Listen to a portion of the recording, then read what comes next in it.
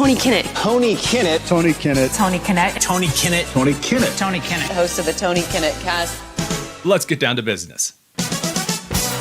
You're listening to the Tony Kinnett Cast on 93 WYBC. WCYTV. Here on the Daily Signal.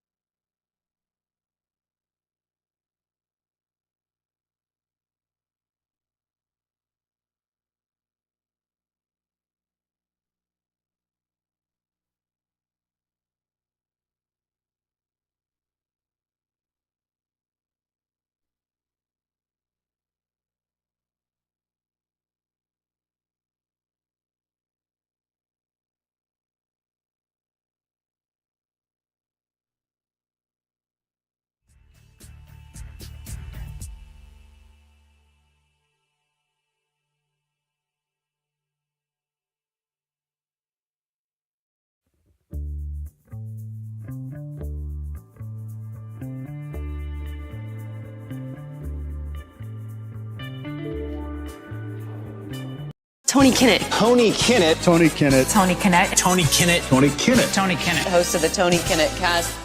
Let's get down to business. You're listening to the Tony Kinnett Cast on 93 WYBC. WCYTV. Here on the Daily Signal. Well, good evening and hello from the new studio where things aren't quite up to the place in which everything is running as smoothly as possible just yet, but we're getting there. A lot of fun stuff to dig into after one of the craziest elections of all. And I'm noticing this evening that while the reflection appears to have removed the sheen from my I voted sticker, I thought that incredibly prescient to put on just for those of you out there, because there is quite a good feeling after individuals in the country took part in the responsibility that every citizen should take. Now, I know that there are a lot of people out there in the wide blue wild yonder who say, you know, really, you don't have to vote. I mean, you can be a citizen of the United States and not really care about politics and, you know, oh, it's just all in the wash anyway, whatever. I do not take that particular frame of mind very seriously, and here's why. In the book of Matthew, the Pharisees are trying to trip up Christ. And in the process of doing so, they start talking just a little bit about whether or not someone should pay taxes. And it's kind of an interesting scenario because they say, well, you know, should we actually pay taxes or should we give to tithing? Or, you know, what do you say, Jesus? You're this great teacher. Tell us what you think. And Christ utters a very famous phrase. Now, because he said it. He says, render unto Caesar that which is Caesar's, and render unto God everything else. And at the time, and what Christ was really was describing was a responsibility of residents of the Roman Empire. And the word residence is quite key. They were to pay taxes for the protection and the organization and the administration from the Roman government. And that's what taxes were for. Residents and citizens had to pay taxes. Later on, Paul in the New Testament would describe the privileges that he received access to, or I should say earned access to, as a Roman citizen. And the differentiation between a resident and between a citizen is outlined very explicitly in the scriptures. And the reason I bring that to bear before we start discussing the election is that we've really lost a sense of the difference between the two in this country, especially after the huge surge of illegal immigration, as well as the end of the Cold War, in which there's really not a whole lot to being a citizen in the United States anymore. Realistically, all you have to do these days to be a citizen is just kind of exist, and then if you really want to care about the way the country is going, you can, and if not, somebody will take care of it for you, and everything will probably be just fine. Well, that's not actually how the system was set up for citizens, and that's not actually, at least from a scriptural standpoint, what individuals who are called to be citizens who are citizens under their government. That's not what rendering unto Caesar that which is Caesar's is meant. So theologically, we have for a long time talked about rendering unto Caesar that which is Caesar's as a phrase used just to talk about taxation in general. That's not correct. Christ is clearly illustrating that you are supposed to provide the services to your government which are required of your station, which means that whether you are a resident, whether you are in on a visa, whether you are a citizen of said country, which is a role in government, or whether you are an elected official, you are to carry out that which is responsible for you to the government that has been set up and ordained by God. So, what does that mean in regard to the election? There are a lot of people in American society that no longer care about the election process because you don't really have to. We've lived off the fat of the fruits of the end of the Second World War and the Marshall Plan, and then following that, the end of the Cold War for a very long time. And so there was this common idea in America that if you didn't really have to deal with politics, it wasn't a big deal. Someone else would take care of it for you. And after a good point of time over the period of a couple of decades, a little bit into the 70s, in the 80s after World War II, and definitely in the last 2.5 decades since the end of the Cold War, the United States has slipped into a period of apathy. And this apathy has cost us the diligence of electing excellent candidates from the primary process. And so what you end up getting is, what's the right word for this? Like hot garbage. Because over time, entropy in any system means things get slowly worse. And that happens in election processes too. The fewer people that pay attention, the worse the candidates get because there's not a lot of vetting, there's competing interests, there's a whole series of problems that kind of kick in. And so when you dig into this particular election, what you saw was a kind of a field that was fertile to yet another nobody cares kind of election in which we kind of elevate the nonsense that's been, repeated en masse over the last couple of years, in which candidates kind of get out there and posture in front of the American people. They don't really deliver, it just kind of slogs on as normal.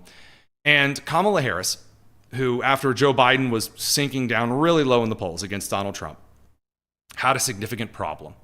And her significant problem was that the Biden-Harris administration had been disastrous for the American society. It had been disastrous for the American economy in that inflation had absolutely wrecked the buying power of average Americans. Inflation had wrecked the transportation costs of getting goods to the buyers' shelves that they could purchase food and goods from. It had caused scarcity of supply and supply shortages in various markets that were not alleviated by individuals put in charge of it, like Secretary of Transportation Pete Buttigieg. You had the illegal immigration crisis, which put Americans at risk economically in the job market, in which Chairman of the Federal Reserve, Joe Powell, made very, very clear that it was illegal immigration that actually caused such a considerable problem with the U.S. economy and job growth, leading to the lowest job growth numbers probably on record, in which the federal government only reported 12,000 new jobs added to the U.S. economy in a period of growth, as the Biden administration had called it, in October. Now, here we dig into the Kamala Harris issue. Biden was starting to trail. Not because Americans didn't like Joe Biden as an individual. Not because Americans were really in love with Donald Trump. Not because Americans were super on the side of Republicans or super on the side of Democrats, or there was this kind of great political revival that had already occurred. No. People were starting to once again become active in the American political system, or at least to pay attention to it, because they had no other choice. When Americans are no longer able to live off the fat of the land and just kind of go about their business without any of the external things affecting them, when those things start to affect Americans on the day-to-day, they start to look around and say, hey, wait a minute, what's going on? Why are we in a position politically in which I'm not able to either be considered a normal individual, by my elected representatives. You know, I'm just a guy, and they're calling me bigoted and hateful and fascist and sexist and all these other things. I'm just trying to live my life. And wait a minute, why are we talking about this anyway? Why is no one actually addressing the record amount of inflation or the international crisis from Ukraine to the Middle East, or the illegal immigration crisis, or the skyrocketing crime rates? In fact, when I turn on the television, I see Karine Jean-Pierre and Alejandro Mayorkas, the White House press secretary and the guy in charge of Homeland Security, respectively, tell us that actually everything's fine and everything is safe. That's problematic. And so then Joe Biden gets a bit of a knock on the windowsill. And this would be Robert Hur interviewing Joe Biden about a classified document scandal, which the average American cares very little about. And Robert Hur releases his report early on in 2024, after Trump and Biden look like they're going to be the two dudes duking it out in the election once again. And the Robert Hur report found that, yes, Joe Biden likely did commit a serious felony, and not only keeping classified documents, but giving some of those classified documents to a ghostwriter for a memoir, and a host of other ancillary things that his Department of Justice was trying to prosecute former President Donald Trump for. And the keystone of Robert Hur's report was not that Joe Biden had committed those crimes, even though he did state explicitly, yes, from my investigation, it looks like Robert Hur completed and committed those. It looks like Joe Biden committed those crimes. But Hur's report said Biden should not be put in front of court because he is too elderly, decrepit, and dementia-ridden to handle it. He wouldn't be able to answer questions. And then Robert Hur illustrated in his report how decrepit and gone Joe Biden was, which many on the right side of the aisle had been loudly shouting about for ages, because at a crazy time in our nation's history on every available policy front, Joe Biden was just like walking around bumping into walls. Kind of not only looks bad, but is bad for the American people in every conceivable way. So what did this mean? It meant that Biden had to get out there and do some damage control fast. So late at night, way past the sundowning for a patient of dementia, Biden waltzes out in front of the country and confuses the president of Mexico with the president of Egypt, and openly confirms to the American people that he has a serious, serious case of dementia.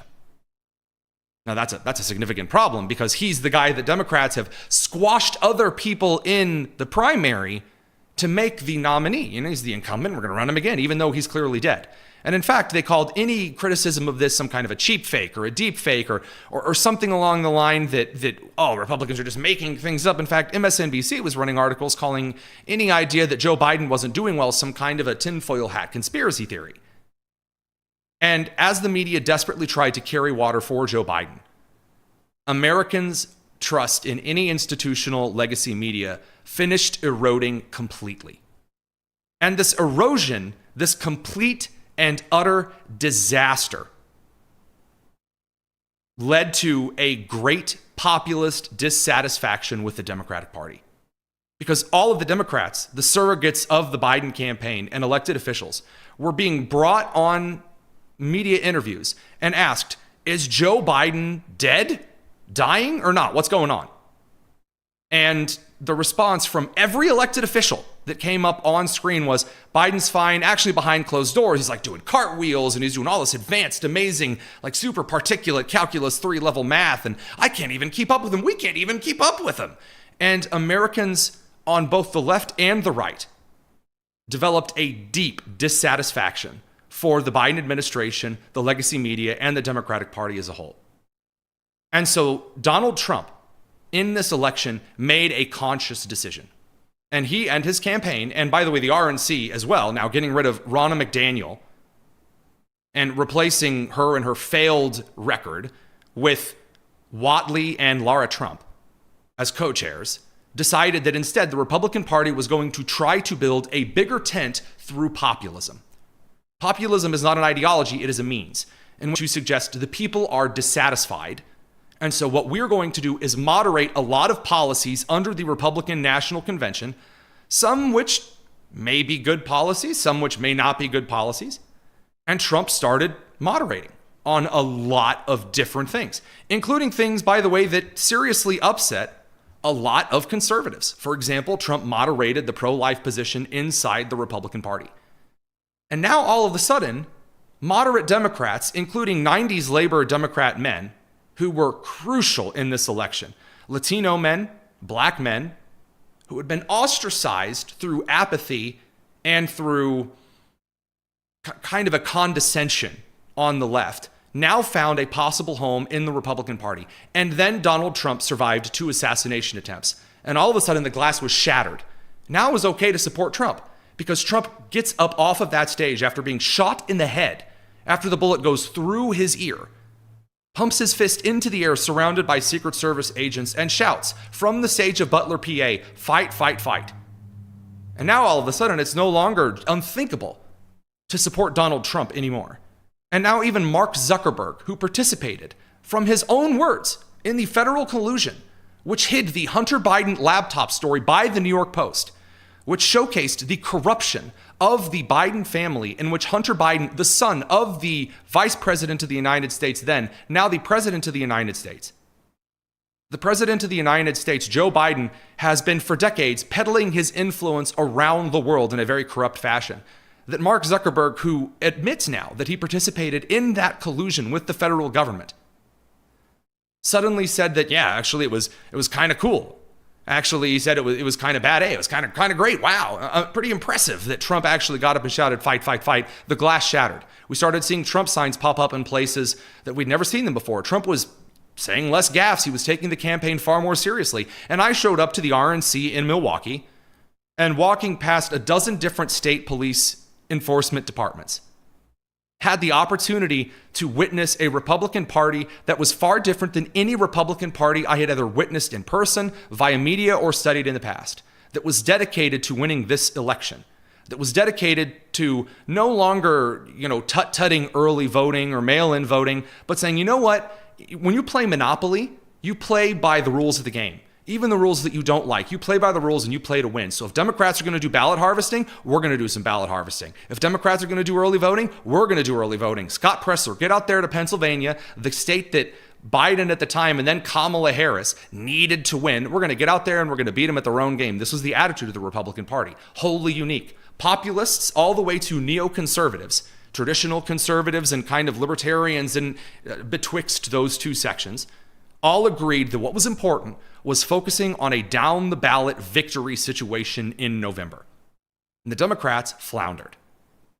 Because the Democrats realized after the most disastrous presidential debate of my living memory, in which President Biden fell apart before he walked out on stage, the Adderall or the Geritol or whatever Biden was on had worn off due to the principle of diminishing returns in medicine, on stage with President Donald Trump, former President Donald Trump. And Trump rolled over him as Biden self-destructed in front of the whole country. And who did they have to put up? Because they'd spent the last 10 years talking about how all that mattered was intersectionalism and what gender you were and what racial background you had and what accomplishments you had due to your skin color and your gender and all of this other kind of nonsense. And they realized that they were stuck with Kamala Harris, who was so awful she didn't even make it to Iowa in the primary when originally she ran against Joe Biden in 2019 and 2020. And they had elevated her to the vice presidency because she was a black woman. They openly made that case. And now they were stuck with her. They couldn't even hold a primary, and so they had a kind of a coup situation where they moved Biden away from public light, and they released one statement that said one thing via one staffer, and then a tweet saying something else at about the same time, revealing that Joe Biden didn't release either of those. Then they waltzed Biden out in front of the country in the Oval Office green room, and Biden announces he's no longer going to be seeking the nomination. And so then Kamala Harris, who has no talent whatsoever, flip-flops on her positions. They try every ounce of media nonsense in a campaign that is not credible whatsoever, and try very hard to make her the candidate. Not by advocating to the American people, not by doing anything new, not by doing anything classic, tried and true, but simply by fluffing it up as best they could. And Donald Trump, while a little bit of time to get actually on track, pointed at Kamala and said she has bragged for the last 4 years about being a part of every single facet of the Biden administration. She has lauded openly how amazing it is that she did all of these wonderful things for Joe Biden. She was the last in the room on the disastrous Afghanistan withdrawal, which resulted in over a dozen U.S. troops dead due to Biden's failures, not to mention the tens of millions of dollars worth of equipment now in the hands of an organization actively hunting Americans and its allies in the Middle East. But alas, never fear. Kamala was gonna surge forward and really do the work and was gonna be great. And America was finally ready to have its first woman candidate who was turned out to be a lot like Hillary Clinton 2.0. And the sugar high didn't even last through the convention because her opening announcement was like the convention. And so we proceeded. And as things went forward, she picked Tim Walz instead of Josh Shapiro, the moderate popular governor of Pennsylvania, a state that she desperately needed to win. She picked Tim Walz, the most goofy goober of Democratic progressive governors or high candidates that she could have gone with on the dude's side of the gender gap. And they tried to present him as some type of an alpha male when he is one of the biggest dorks to ever walk the political stage. A stolen valor ultra serial liar who isn't even good at lying, nor is he actually good at campaigning, unpopular in his own home state.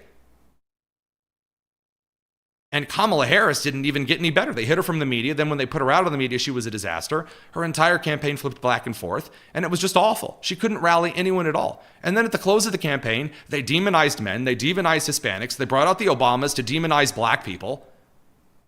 They demonized Jews. And then they demonized everyone else they could fit under the rug who would possibly suggest that maybe Kamala wasn't the one, until Tulsi Gabbard and Robert F. Kennedy Jr.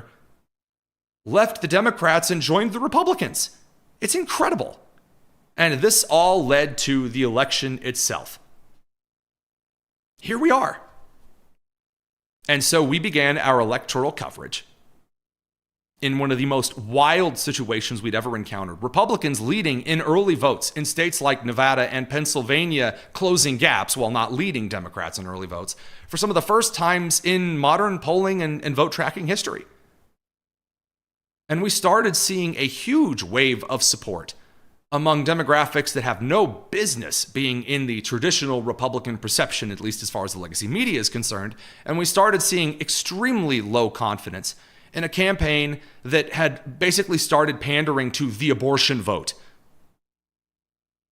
And it realistically ended up an absolute bloodbath. And through the evening, we started to see consistent polling that ended up being pretty accurate. And Donald Trump did not do this massive rolling landslide like in 2016. And he didn't do a kind of close to the wire election with Joe Biden that lasted far, far, far into the night. What happened was we got to around 9:30 or 10 o'clock. After a lot of the races had closed, as Trump pulled away in North Carolina, and right as he had Georgia called, at least via the decision desk, things started getting very, very rough. And very rough for who, might I add? Well, it got very rough for the legacy media, which we're going to talk about a little bit more tonight. And it got extremely rough for those on the air covering the election. And I had the privilege of watching, along with producer Lou Scattaglia from Pennsylvania, producer Daniel Elmore from North Carolina, and my co-host Elise McHugh, who had just come back from Virginia, watching my original prediction, which was that Trump would win the election with 312 electoral college votes, that Virginia would be a very close state, and that Republicans would likely take the Senate 53 or 54 out of 100, come true before our very eyes. And the result was a Harris campaign that had bluffed its way to being Hillary Clinton 2.0. And they deserved absolutely every single bit of it. Now, this is where we get into the good stuff. Because, look, I'm very well aware that at this point, my opening monologue has lasted about, 20 minutes? But that, in this particular case, is absolutely necessary to frame this entire election. Because so many different things, so many individual news cycles happened, not just monthly, not just weekly, but daily. To remind you, the Mitt Romney-Obama election had major scandals that lasted weeks long, like Romney's binders full of women, or the 47% comment by Romney. That level of scandal happened in the Trump v. Biden and then the Trump v. Harris campaign every single day, and you have to relive it. And I had to cut a ton of stuff out. We didn't even talk about the October the 7th and the crazy Middle Eastern crisis. We didn't even just talk about the hurricanes and all other kinds of messes that occurred during the Trump-Harris fight. Because now, where we are sitting in this particular point in time is a 24-hour period that is unlike any other political comeback story, I think, if not in U.S. political history, world history. And so we're going to pick up right where we left off at the end of our election coverage last night. So it's 1 a.m. I'm exhausted. We'd had a long 7-hour evening of coverage. We signed off on our various syndicated networks. We said good day, take care, and we shut the cameras off. We grabbed our plates after the delicious steaks that we had enjoyed, our various drinks, and we walked out of the studio and into my home.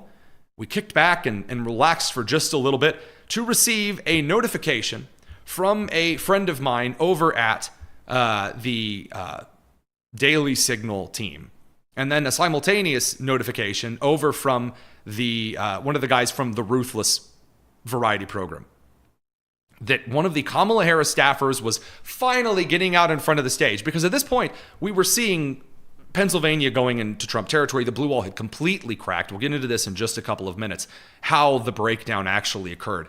But what you need to look at is the response from the crowd when the Harris staffer finally gets out in front of the country, right after Georgia had after Pennsylvania had been called by Fox News for Donald Trump, who was far more skittish about calling states this time around than they were last time. Remember the old Arizona called for Biden early in the night situation. That you were expecting the Harris campaign to walk. There was no way Kamala Harris was actually going to get forward. Actually, Tyler O'Neill pointed this out at the Daily Signal.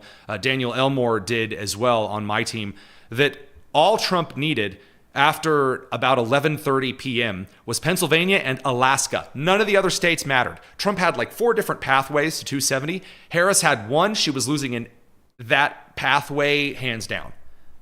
And so the Harris staffer walks out in front of the crowd and announces Kamala Harris is not going to be speaking tonight, which, by the way, I thought was election denialism. Like, you can't, if you don't concede during the night of the election, that's just super duper bad. Well, here we go. Kamala Harris staffer walks out in front of a just devastated crowd who, well, you'll see how they react. We still have votes to count. We still have states that have not been called yet. We will continue overnight to fight to make sure that every vote is counted, that every voice has spoken. So you won't hear from the Vice President tonight, but you will hear from her tomorrow. She will be back here tomorrow to address not only the HU family, not only to address her supporters, but to address the nation. I love it. I mean, come on. How can you not? The crowd starts to turn, boo. I mean, it really is funny. Because again, they brought this on themselves. They started out the Kamala Harris campaign with her hiding from everyone. She was going to try to run the Joe Biden basement during COVID style of campaign, only they can't. And so everyone's already used to Kamala being a big giant coward. I will remind you that Joe Rogan invited all of the presidential candidates to his podcast, invited at least Donald Trump and Kamala Harris, and then J.D. Vance. I'm not sure at the present time if he invited Tim Walz, but he invited him out.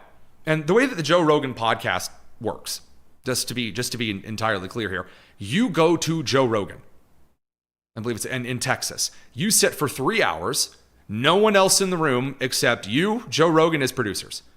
Even the Secret Service, they chill outside. And then you talk about whatever with Joe Rogan.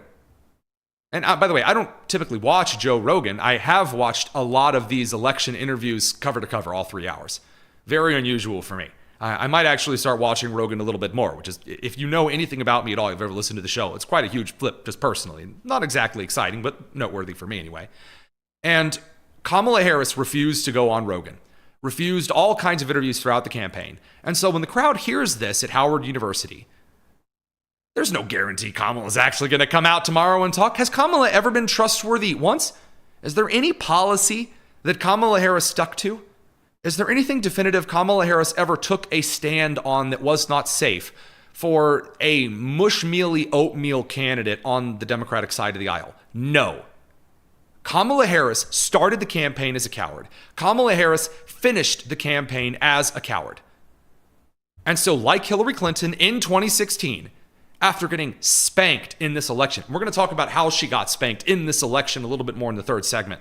Kamala Harris got Ragnarok wrecked, utterly taken down in this particular election because she was a bad candidate. She was horrible, stunk up a storm, and then waltzed out in front of the country and took her licks and conceded? Nope. And so the crowd boos, and then they all go home sad.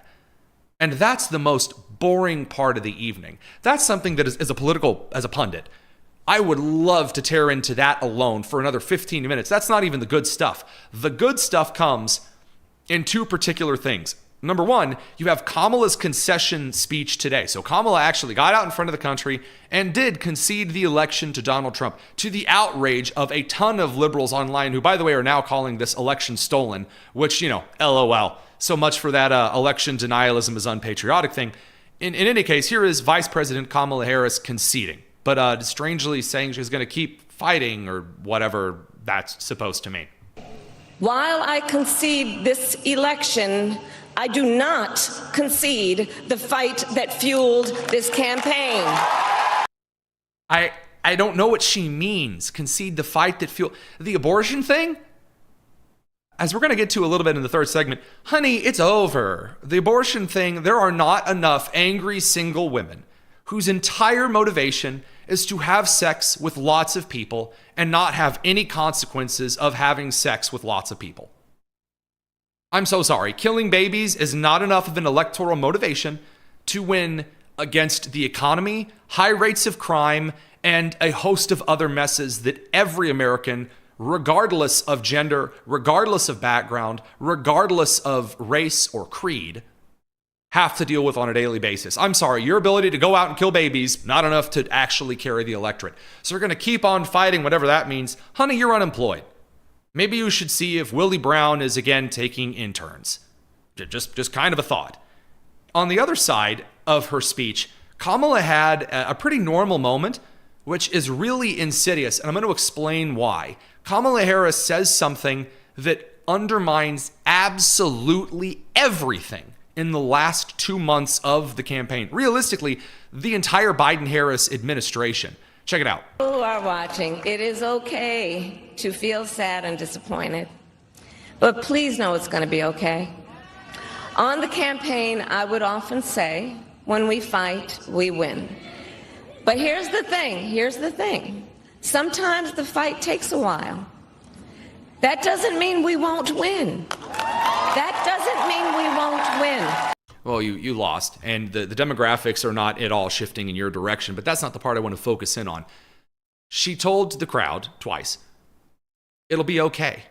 It'll be okay. First of all, the most normal thing I've ever heard from Kamala Harris. That was the most and Colin Rugg pointed this out over on X. That's the most normal, genuine Kamala's ever sounded. That's it. That was a genuine moment. Hey, you know what? The election didn't go the way we want. It's going to be okay. It's not, you're not going to be in severe trouble. Okay, that's a good thing to say, but hold the phone, folks. Hold on. Let me pump the brakes on that just for a second. You and Joe Biden and the entire left-wing apparatus of the legacy media spent the last several years suggesting that not only Donald Trump, not only his campaign staff and other Republicans in Congress and in gubernatorial and state positions around the country, but that supporters of Donald Trump and conservatives and populists were Nazis, were fascists, were bigots, were evil, enders of democracy. Remember, democracy is on the line this election. Hold on a second. If democracy was on the line and Trump won, wouldn't that mean that everything's not going to be okay? Oh, you're just a big liar. This whole circus about how this was the last election ever and women are going to be in the red dress and the white cap and it's going to be just like Handmaid's Tale and it's all going to end and it's going to be terrible and everyone's going to die. And have you seen Reddit? I mean, we're going to talk about some of the meltdown in a second.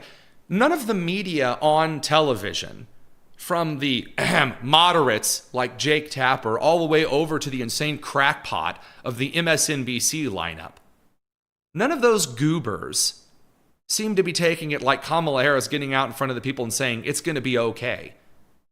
If you tell people that Hitler is going to get up in front of the country and lead, which is what Tim Walz said openly, or when Joe Biden got up in front of that blood red backdrop up in front of Independence Hall flanked by Marines and called half the country a threat to the nation, or then later on called half the country garbage.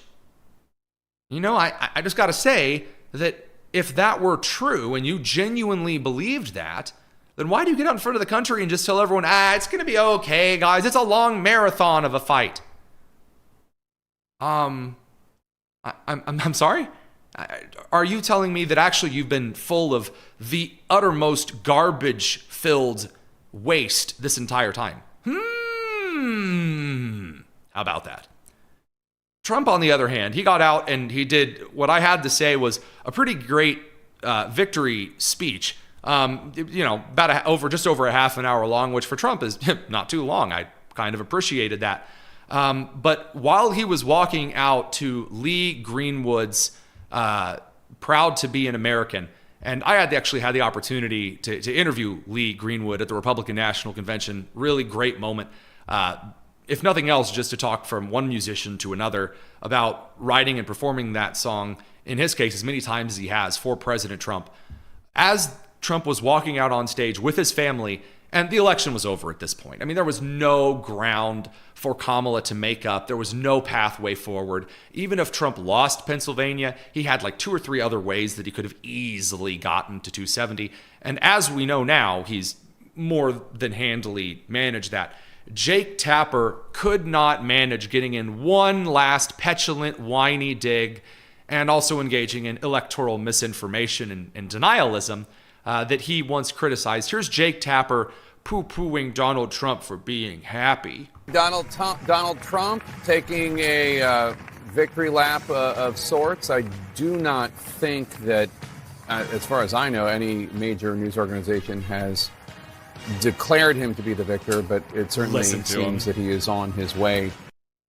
I don't know anyone that's declared him. I don't know anyone that I like. By the way, at that point, Fox News had, in fact, declared that Donald Trump was the projected winner of the election. So I love that whenever Jake Tapper, gets out his news hat, it's only like the only people that he thinks of like major outlets are like the AP and CNN, which, LOL. So that's always funny. Trump, waltzes out there and again, takes a little bit of a victory lap, comes out to Lee Greenwood's Proud to be an American, the YMCA, the normal Trump accoutrement. And then Trump delivers a few electoral victory remarks, which, again, to give him his completely and utterly deserved due, Donald Trump effectively completed one of the greatest political comebacks of all time against a huge summation of odds. Here's a bit of Trump's victory speech. But we're going to do it in every way. This will forever be remembered as the day the American people regained control of their country.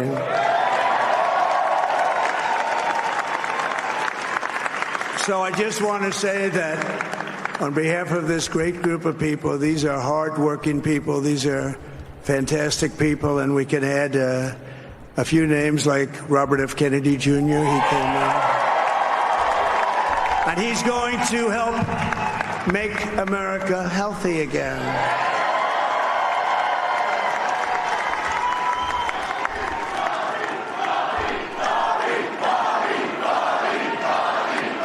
I mean, it really was a moment that was well deserved given the things that occurred in the race.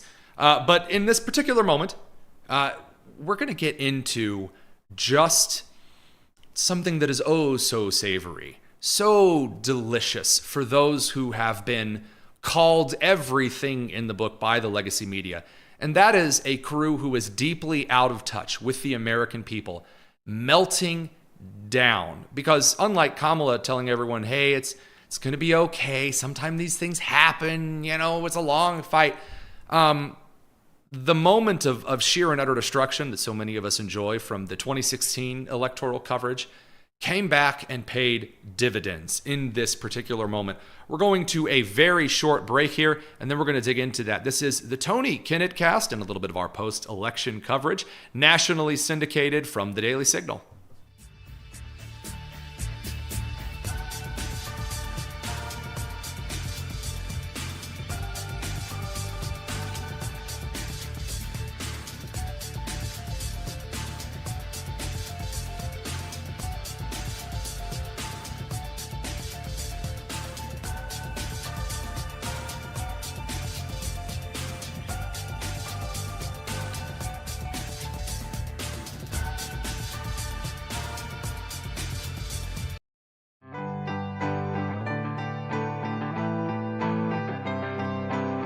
It's the Tony Kinnett Cast on 93 WIPC. Closing time. Open all the doors and Alrighty, let's dig into a little bit of this media meltdown because it's just something special. I mean, they really did pull out some of the stops. I really love that when Republicans make suggestions just kind of about voting electorates and how certain things are going and how certain things aren't going and what have you, that it's totally just unquestionable. How could you do that? Oh, it's terrible. Oh, awful stuff. And yet when the legacy media run by the far left walks out and does the same kind of garbage, all of a sudden it's just brave emotionalism and covering things very objectively. Just fantastic stuff. We are going to start with the last drivels of hope. And early on, when Donald Trump was... So to frame the election, when Donald Trump began this election night as the polls were closing, it was like a freight train picking up speed slowly. Trump gained momentum consistently because there was a fairly equal number, at least I would say consistent with Democrats, of Republicans who voted early, voted absentee, voted by mail, and then who voted in person. So normally during an election, what we see is kind of blip moments where there are certain kinds of ballots counted, which normally favor either Republicans in in-person voting or favor Democrats in mail-in and early voting. In this particular election, what we saw pretty much through the whole evening was that about the same number of Democrat and Republican votes, respectively, were being counted at the same time. If you were going to dig into some early votes, you're going to have consistent numbers of Republicans and Democrats. If you were going to dig into some mail-in votes, same thing. In person, same thing. Democrat turnout was rough in all three. Republican turnout was decent in all three.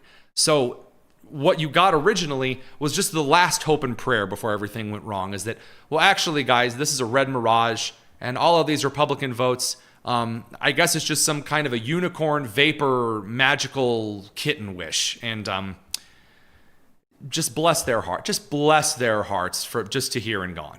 Ballot results until the count is finished in the central count facilities.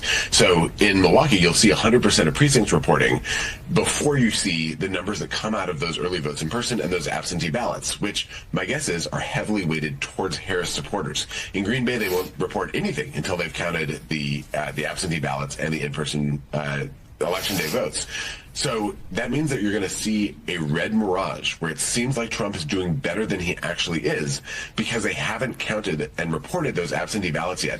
And then the blue shift when those ballots are introduced to add to the totals, that could be in the middle of the night. It certainly was in 2020. So if you're watching Wisconsin, I love it. Oh, well, actually, these votes from Wisconsin are going to come in and they're going to definitely save the day.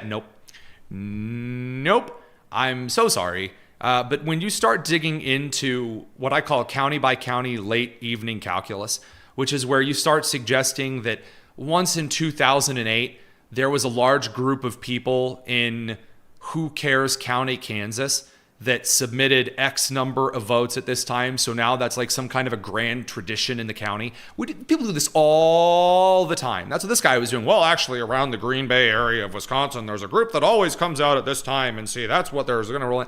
No, I'm so sorry. That is wrong. So let's dig into a few more here because, again, we talked about the Kamala Harris announcement. Just the coverage of the sad sack, just sadness of the Kamala Harris fans that were just streaming away from the party at Howard University that quickly became a dirge is just precious. Today, you didn't have enough time to introduce yourself. Or, that part, we're not done yet. But that's what's going to happen. If that happens, is who the finger pointing in the Democratic Party. Look at him, just sauntering on out. I love it. I love the kind of just a little bit of a proviso here. Like as they're all walking out, he's like, guys, it's not over. I promise. There are still votes to count. Everybody keep your head up. And everyone's like walking away and dragging their feet. Mainstream media at this present time had decided that Trump had indeed pulled away. So therefore, it's time to get out the old scapegoats. So we have some new scapegoats. It's pretty exciting here. But then we have the old faithful. Yes, Republicans have won, so therefore we're going to go into the closet. We're going to open the door and we're going to get out old Vladimir Putin. It is the Russians. The Russians are going to control the election. Why does Russia want Donald Trump to win? Well, U.S. intelligence would say they want Kamala Harris to lose and therefore Donald Trump to win. But this comes right to the policy around Ukraine, which the Biden administration has been very much supportive of.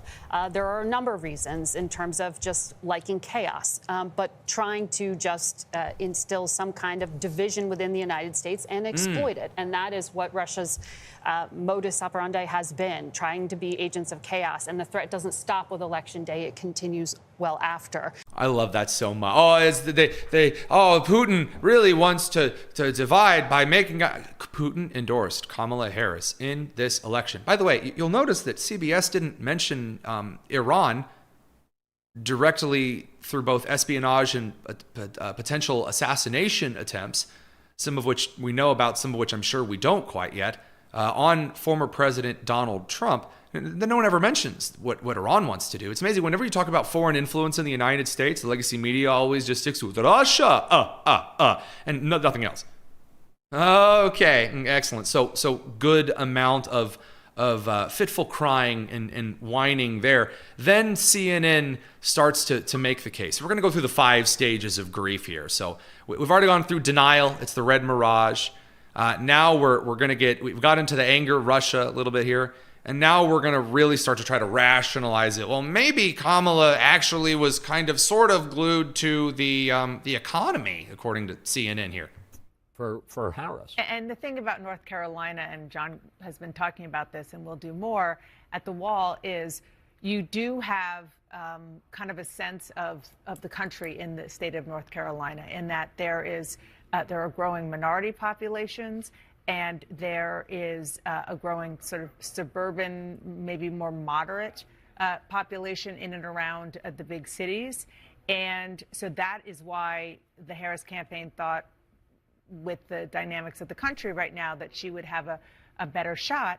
But look, the headwinds of the economy, the inflation that people are feeling, the difficulty in their everyday lives. Yeah, she could not outrun that Biden economy. Yeah, I love that. The economy, Chris, that is what people are feeling every single day. I mean, we were talking earlier about whether or not the sort of women and the idea of this being the first post-Roe presidential campaign was going to I love it. I mean, come on. I mean, how can you not enjoy just the sheer sadness? I mean, that's coming through on that scale. I mean, it's hilarious because they spent the entire election saying that the economy is actually fine. You're just stupid and selfish and greedy. And then the economy flips, and now, Dana Bash walks out with her tail between her legs, all mopey, and says, maybe it's because the economy sucked. Ding, ding, ding, ding, ding. Yes, we have a winner, and it's not Kamala Harris. Big shock. The lady who was the defining vote the tie-breaking vote on the Inflation Reduction Act, which Biden later said didn't reduce inflation whatsoever, it appears, it would seem that, wow, that wasn't popular with Americans. Stellar stuff. And then we get to MSNBC. And Joy Reid is just special. Honestly, I think that if Joy Reid ever wanted to swap out one of the dresses or pantsuits that she wears for a straitjacket and some decent medication, that might be better for everyone involved. Joy Reid is not just upset that Trump was winning swing states. She lost it that Trump was handily winning Florida. Like Miami-Dade County. Florida is going red hot due to good governance. And of course, Donald Trump being popular among populists and a lot of Hispanic groups down in Florida. So Joy Reid just decides that it's like the kind of like, I don't know, the Southern Reich or something. And I really, it gets so much worse, because then we jump into this conversation about like North Carolina being actually some kind of a conspiracy of stupid people and hurricane, which is just wild to suggest that Donald Trump won North Carolina because hurricanes made people stupid. But, you know, MSNBC, Joy Reid, ladies and gentlemen. Stuff. People didn't have any surprises here. We do have to remember, when it comes to North Carolina, they just went through the hurricane. We know that the state made tons of accommodations and people were able to get to the polls in an abbreviated form. But they also were victims to a huge amount of misinformation over the last 4 weeks. You cannot underestimate the impact that had. But to Joy's point, there's no surprises in this election. People knew exactly who they were voting for and what they were getting. Oh, the cope is just great. Here, by the way, here's Joy Reid, you know, with the fascist argument in Florida.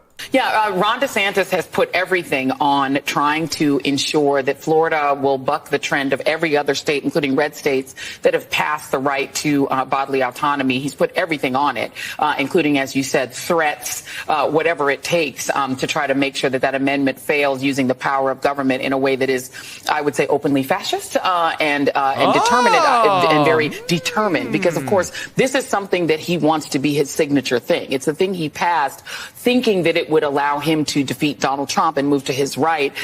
I love it. I love it. I mean, come on. It's just, it's got to be because of super duper fascism. Then we get to, actually, what I'll say is, honestly, some pretty good reflection at this moment. We actually start talking about that maybe the coup might have been a little unpopular, a little more on the meltdown. We're really going to try to reason our way out of this, that, you know, it wasn't that Kamala Harris was completely and utterly terrible. Well, maybe just, you know, maybe Biden. Jen, has the conversation begun yet about Joe Biden and about the decision to ask him to step aside? It will begin. It will begin depending on the outcome. Sure. And obviously, there hasn't been a race called yet. If this is not a Harris win, that will certainly be part of the discussion. She's run a campaign over the course of 107 days. That is not something we've seen in history. And there'll be lots of questions about exactly that, the timing and the impact of that. Well, Chuck was bringing up the history. I mean, in terms of vice presidents trying to win the presidency with a unpopular president, he said it's bordering on politically impossible. And this gets. I love it. I mean, I love it. We're already going to begin the cat fights. Get ready, ladies and gentlemen. These staffers and the Democrats already on Twitter, by the way, are just losing it over blaming someone. I cannot tell you the number of tweets that I have observed that are just precious. Blaming the election on just everything but Kamala Harris being patently awful. So let's see here. We have, oh man, it's just fantastic. Let's see. So one individual who's got about 345,000 followers who makes it, you know, a living just screaming just as loud as they can, they've made the point that Kamala Harris actually, there's one critical takeaway here. Actually, you know, well, come on, guys, just one huge, she's an award-winning investigative journalist, Victoria Brownworth, by the way, from Vox originally, before, you know, Vox shut down. She said there's one critical takeaway here. Kamala Harris was not the problem. She had great policy. She had strong values. She had a superb message. She had a stellar ground game. She had immense energy and compassion and love for America. Don't let anyone convince you otherwise. Are these policies like in the room with us right now? I mean, really, I don't understand why we can't just suggest that Kamala Harris was awful. She demonized men, and then she demonized a lot of groups around the country, like the working labor class of guys, in order to go after a questionable at best group. And it ended up becoming a massive disaster for her.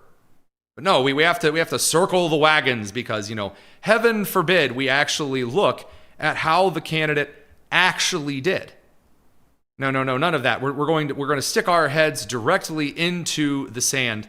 By the way, Shannon Watts, the same thing, suggesting that actually it's Americans who are awful. This is an indictment on the United States. Actually, it's Americans who are terrible because, they're racist and sexist and all of these other things. Harry Sisson, the Democratic apparatchik, the same thing. All of these goobers on the left. What a bunch of nonsense. Now, to continue our little waltz through the crazy, the average person on social media on the left, your local they, them barista, for example, they've been taking things totally normally. What is wrong with you? I can't do this anymore. I'm literally sick. I'm literally sick to my stomach. What has happened to America? What has happened to democracy? What has happened to freedom? I'm done. This is a message to She wasn't done. If you voted for Trump, unfollow me and block me. If you didn't vote, unfollow me and block me. The fact that it's this close means I've lost all hope in the American people. Like, it should not be this close. Why would anyone vote for this person? He's so evil. He's so demented. Kamala's not perfect. We all know that. We all know that. She is not a convicted felon, rapist, crazy, fascist, dictator, psycho. There's an episode of Friends in which Ross Geller is absolutely losing his mind. And he invites over his friend Joey, who is like dating his like ex-fiance, and he's like going into high-pitched, shrieky voice mode. And he's like, it's fine. I made fajitas. And he's like losing it on camera. This was, I think Ross's performance of losing his mind was slightly more hinged than this individual. I mean, just my goodness. I love the quip about whatever happened to democracy. Democracy doesn't mean you just get what you want. It means that people vote and make a decision. And guess what? Sometimes people vote and make a decision that is different than the one that you would prefer that they make. Case in point, a lot of states, after Roe v. Wade was repealed, ended up enshrining abortion into law. Is that a decision a lot of pro-lifers were looking for? No. But that is indeed what happens when people vote. Sometimes you get the other outcome. But that's not even the most unhinged. By the way, these videos are all over Instagram and TikTok and the personal media pages of influencers and people everywhere. There's so many to pick through, but this one is just one of my favorites. I was just walking down the street to go get my medication because I'm out and I need it for today. Oh.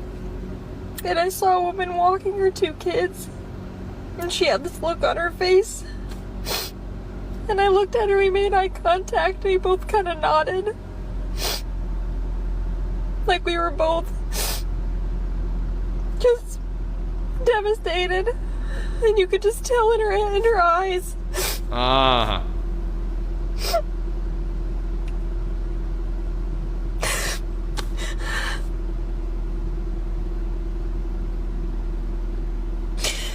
I can't believe this country did this again. I love it. It's so great. Why did I let myself have hope? I do want to point out that 9 out of 10 of these videos, the girls are wearing nose rings. So I think you need to check the metal that you're piercing your noses with. You seem to be getting a little bit of lead poisoning or something. Also, I love the eye contact walking down the street thing. Like they're so devastated. I made eye contact, and then we both realized that, like, people voted and stuff, man. And it's just fantastic. Because again, remember, this was the crew that spent the last 4 to 8 to 12 years calling you evil, bigoted, homophobic, terrible, not because you did evil, bigoted, terrible, homophobic things, but simply because you had a certain skin color they didn't like, or perhaps you had a gender, or when you sat down, you spread your legs because there was something between them. The excellent bit of poetic justice. If it isn't, in fact, the very dish that I've ordered, if it isn't the consequences of my own actions. And those consequences we're going to touch on just a little bit up next, kind of round things off, is the state-by-state breakdown and kind of where we go from here. We're going to be back in just a second. Don't go anywhere. It's the Tony Kinnett Cast, nationally syndicated from the Daily Signal, first on 93 WIBC.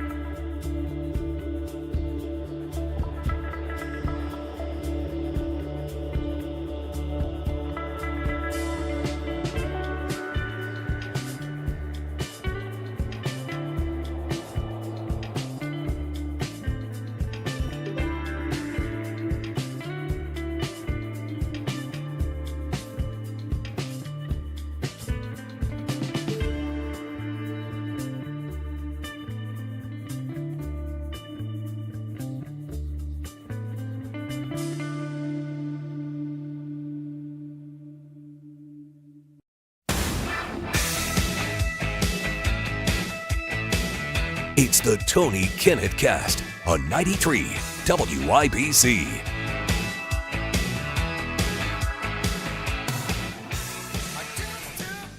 Let's take a little bit of a look at some of the breakdown. We've talked about the meltdown.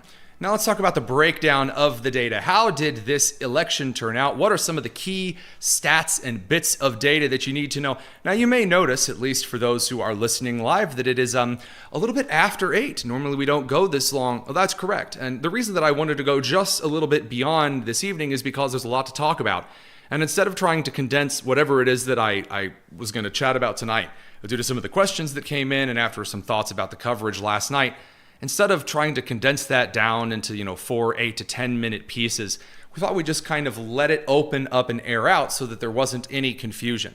Because when you look at the data from the 2024 election and some of the things surrounding it, you get to a very interesting case indeed. So let's first begin talking about the general demographics here in the country. First of all, Trump won Hispanic men. He won Latino men, the very first time in the history of the Republican Party that the presidential candidate has won Hispanic men. He did far better with all of the demographics listed. In fact, Trump even won suburban women in many states, which I was told that suburban women were actually going to be going for Harris. And they ran all of these ads and commercials that, oh, wow, it's just going to be these ladies that are going to get to the polling place with their husbands, and their husbands are going to vote for Trump, and then they're going to make eye contact, and oh, it's going to be just amazing, and they're going to vote for Harris, they're going to do this little nod, and they're going to make eye contact, like that one girl was saying a little bit earlier. Oh, it's going to be amazing. And then it turned out that actually, women in many states, especially women over 45, ended up voting for Trump nationally. Trump got 47% of the woman vote over 45 nationally. Trump got 43% of the woman vote nationally from women 18 to 44. That's not the kind of margin that Kamala Harris was at all expecting. For men, it's much, much, much worse for Kamala Harris. Trump got men 18 to 44 over 50%, 52 actually, and then 56% with men from 45 and over. Now, when you dig into state by state, and a lot of the swing states, what we're finding out in states like Pennsylvania and Georgia, as well as in Michigan, Trump actually pulled sizable margins in woman voters 18 all the way up, which is incredible because, again, the idea that you were told is that in the middle of the country, there were all of these women who were just terrified and they were going to vote against Trump and, oh, he's so stinky and terrible and awful. Oh, my goodness, it's just going to be just the worst. Nope, not actually what occurred. So looking at some of the data that's coming out from exit polling and kind of demographic work, I'm trying to pull a couple of different pieces here, both from left and right-leaning sources. Just again, in some of the data that we're looking at, Donald Trump did better in this electoral cycle, both from 2020 and 2016. When looking at, I want to make sure this is clear here. Trump did better in every single voting demographic except white women with a college degree. I'll repeat that. Trump increased his margins versus Kamala Harris with every single voting demographic except for white women with a college degree. Wow. That is genuinely incredible. It's genuinely incredible. And by the way, the number one reason why Trump did so is because he ran a larger tent campaign. He moderated a lot of Republican positions. By the way, at the ire of a lot of individuals in the RNC, he moderated the Republican position on abortion. He requested that the stance on traditional marriage be removed as a plank from the Republican Party platform. So Trump ran a more moderate position socially. And economically, Trump didn't even run kind of the complete free trade gamut. He actually ran as a kind of a hyper-protectionist in discussing using tariffs as a negotiation strategy. And he was very open about it. And those types of policy prescriptions, as well as just not being Kamala Harris and being awful, while also suggesting that the lady who was the border czar, openly called by many of the left-leaning media outlets, completely ruined the southern border yet again. Well, it appears, I know, just kind of a shocker. It turns out that wasn't popular with any of the demographics of Americans. There's this very weird idea among the left that they believe two things. Number one, according to quotes from individuals like Nancy Pelosi, that Hispanic people in the country are just here to pick vegetables and mow their lawns, which is, kind of racist, but I digress. that these individuals also think that Hispanic people in this country and the various communities that make up the Hispanic demographic as a whole are really pro-illegal immigration. And it turns out that people who either immigrated here legally or whose parents, grandparents, great-grandparents immigrated here legally are really not fans of people who cut in line and also bring a lot of their country's problems with them. Turns out that's not something that Americans are all for. We're going to break down the data just a little bit more here. But there is one piece of news that I have to stick in here, because the left ran this idea that Donald Trump was just going to have the easiest time until he got into these indictments. And they were going to indict him for all this stuff, and Jack Smith was going to prosecute him for all of these various things. And now it appears, and this has been confirmed not just with Fox News, but other sources as well, I think CNN also has confirmed this, that the Department of Justice has now officially confirmed that Jack Smith, the prosecutor assigned to go after Trump. By the way, unconstitutionally, the Department of Justice is not allowed to create offices fully staffed without the consent of Congress. But the Department of Justice's Jack Smith will be gone before Donald Trump is sworn in January. They also confirmed that Jack Smith's cases against Trump will be dropped. So now the president-elect of the United States, former President Donald Trump, no longer has to even deal with some of the annoying flies buzzing around him regarding some of these federal cases that were all smoke and mirror to begin with. And when you look at the electoral data in the entire country at this point, really shifting red except a very, very few small areas. And if you actually take a look at some of the bellwether maps of which areas voted more conservatively than last time, the middle of the country and the eastern coast of the country, by and large, voted far into the Republican side. Again, Pennsylvania, Michigan, Wisconsin, that entire blue wall, North Carolina, has been cracked in half. And Pennsylvania, Michigan, and Wisconsin, North Carolina have been called for Donald Trump at this point. Arizona, very likely to go. He's still pulling away, 66% reporting. Trump is going to continue to pull away in Arizona. That's going to be called soon. In Nevada, 87% have reported. Donald Trump has maintained at least a 5-point lead. It's currently 680,000 to Kamala Harris, 617,000, which means that we're looking at Trump with 312 electoral votes. Now, again, am I going to point out that my original prediction was for 312 electoral votes? Absolutely. Because we can gain two things from this. First of all, those who were the electoral prediction analysts, those who take the polls and say, this is how the election is going to go, are the most goofball, dollar store meteorologist palm readers ever, and should never be trusted again. But what we are seeing in this particular election is that the pollsters are starting to account for low propensity voters. The calculus is starting to move towards understanding that people in the country are becoming more skittish in how they answer polls and are starting to favor no longer kind of a hedging against Republicans and towards Democrats, which creates kind of a faster response time in the future for elections down the pike.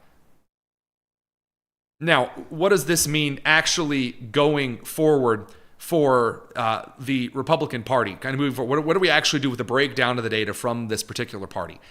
The biggest lesson that Republicans need to learn, and we'll talk about the biggest lessons that the Democrats need to learn that they're not learning. Republicans need to learn, well, really two lessons as well. First and foremost, Republicans need to understand you got to play by the rules that are on the table. If you have an election in which one party is playing by a set of rules, you need to play by that set of rules in order to win. If Democrats are going to be in this particular state doing a bunch of early voting, mail-in voting, ballot harvesting, you play by their rules, you get as many people, if not more, and beat them at their own game.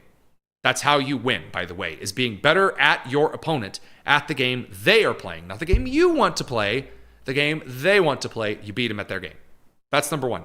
Number two, Donald Trump does not have the power to single-handedly coattail the entire Republican electorate. Republicans, unlike last night where Decision Desk suggested Republicans had only a 30-something chance, 36% chance, I believe, at 11:30 p.m., of taking the House, or of keeping the House of Representatives. Now Republicans are almost guaranteed to have maybe a 2-3 seat, maybe 4 seat majority in the House of Representatives, 53 or 54 seats likely in the Senate. Republicans could have had more. They should have had more. But you see states even in which Donald Trump won, like Wisconsin, Tammy Baldwin still beat out Eric Hovde, a far better candidate than Tammy Baldwin, who just is the worst. So why? Well, there are 2 key reasons. Number one, Donald Trump is an entity in and of himself. Now, Republicans have taken this before, meaning, well, we just have to present candidates that are a lot like Trump. Carrie Lake is not winning. Carrie Lake, the most Trump-like, I guess, imitators of the Senate candidates, is horrible. She has now tried to run for office twice. She has gotten beaten twice. She's bad at this. That doesn't mean just be more like Trump. What it means is that Republicans need to run separate but equally as powerful campaigns for the down-the-ballot races and for the presidential candidate. You can't just count on throwing all of the resources into the presidential election, which, by the way, disproportionately, Republicans threw a lot of resources into the presidential election campaign. Was it a good idea? Well, of course, it's great to throw a lot of campaigning into those particular races. But right now, the data doesn't show that that bleeds down to the rest of the party. And it is likely that that either cost or played a large role in the bill due for not receiving as many down-the-ballot victories as perhaps Republicans would have. For Democrats, there are 2 lessons they need to learn. They are absolutely not learning it at this point in time. Number one, candidate quality matters. You cannot just put any candidate in front of the country because they are a certain color and because they have a certain set of genitals and say they deserve to be president because they'd be the first woman president of color ever. Oh my God. That's not how that works, Dave. I'm sorry. That isn't a thing. You actually need to provide some kind of substantive, positive quality in your candidate for people to latch onto. And by the way, I want to point this out. In the criticisms of Democrats, where all the Democrats said, well, actually, it's not that Kamala Harris was a bad candidate. Actually, it's because America's really terrible. Underneath, people are asking, what was so great about Kamala Harris then? There is no answer at all. I mean, there's anything people can't link to an article. Here are the 8 things that are great about Kamala Harris that have any kind of substantive quality. There's nothing. She has been an empty vessel her entire life. She's been horrible at this. She slept her way up through California government as Willie Brown's squeeze. Almost lost an election to a Republican for attorney general. And then, because California allows Democrats in this kind of weird pseudo-ranked positional race for Senate elections in California, Kamala Harris waltzed her way into the Senate, where she was extremely ineffective and embarrassed other members of the Democratic Party, and then was tacked on as a diversity hire to Biden's campaign. She had nothing, no positive qualities at all. They won't learn their lesson from that. They won't put forward a Josh Shapiro next time. They absolutely won't. They're not going to put forward someone moderate who has a wide base appeal, who doesn't shoot themselves in the foot.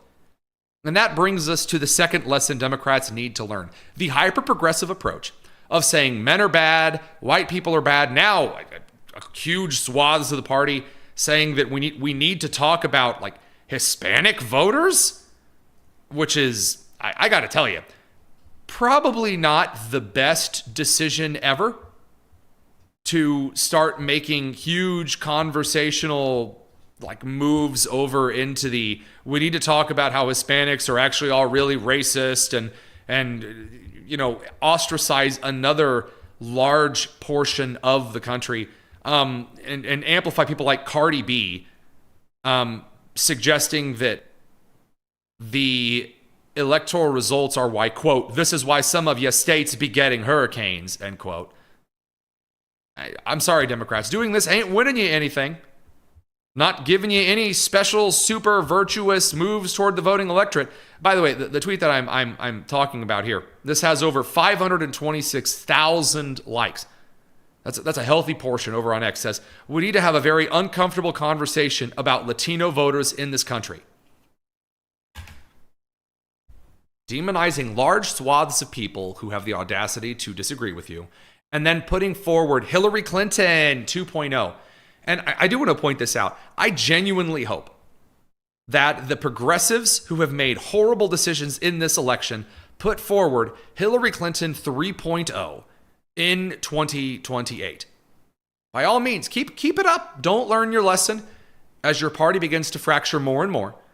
You also lost a large Jewish portion of the vote, according to some of the swing state data. And that's not just from Scott Rasmussen. A lot of CBS and CNN polling shows that as well. That Kamala Harris awkwardly simping for Hamas and Iranian regime puppet organizations wasn't popular either. Big magical shock there. It turns out, that actually has an effect on the total populace. I mean, looking at Biden polling Hispanic voters by 33 points in totality in 2020, Harris won them by just 8 points in 2024. That is a stunning decline. Stunning decline. Trump polling Latino men by 10 points. Wild. And I mean, we could get into, all the ladies of The View showing up in mourning black dresses today, and they're so sad. And the weeping and the gnashing of teeth is going to continue. And still, you're going to have individuals like Shannon Watts say, Kamala Harris was not a flawed candidate. America's a flawed country. Okay, keep it up. But you cannot run the rules change style of voting elections in 2020.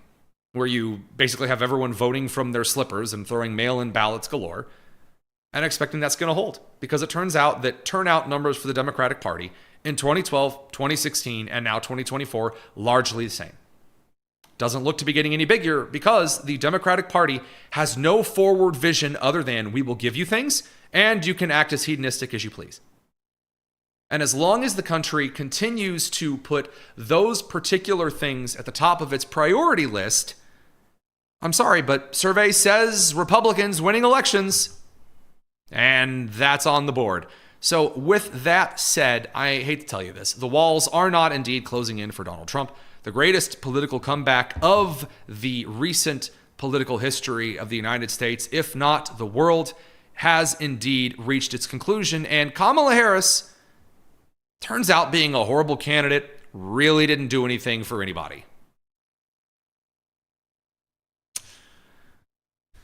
I tell you what, folks, at the end of the day, it really all comes down to making decent decisions in campaigns. And until we start to see that at the national level, large party organizations are not going to make any kind of impact. It's a lesson the Republicans learned after 2020 and 2022. The Democrats, well, we have yet to see if they're going to do so or tear each other apart in the process. Thanks for joining us for a bit of a longer episode of the Tony Kinnett Cast this evening. We'll be back, I believe, tomorrow with a little bit more on the state of things to come, a little bit of the transition goodness. Thanks very much. This has been the Tony Kinnett Cast on the Daily Signal, nationally syndicated on radio and TV partners, first out of 93 WIBC. Take care.